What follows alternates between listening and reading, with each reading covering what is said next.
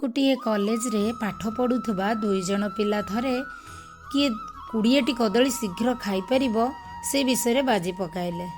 से माने निरपेक्ष विचारक दुई जन को बाछी कदली टोकई आगे ठिया हेले।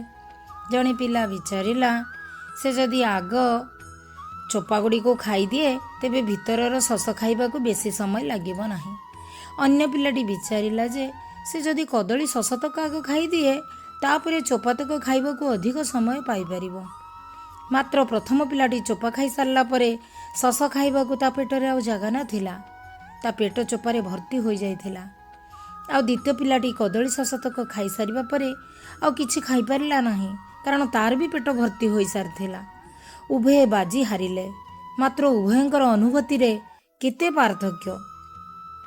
प्रथम पिलाटी कदली चोपारे पेट भर्ती कला, आउ द्वितीय पिलाटी तार मिठा शसरे पेट भर्ती कला। सेहीपरि लोके जीवन रे कामदाम सरीगला परे जाई ईश्वरंक कथा भाबिबाकू ओ सत्संग करिबाकू ठीक करि थांती। चोपातक खाई सारिथिबारु शस पई आउ सेमानकर भोक न थाए। प्रथम स्थान ईश्वरंकु देबाकू हेबो, ताहेले आनंद ओ शांति रे जीवन भरपूर होई जीवो। जय साई राम।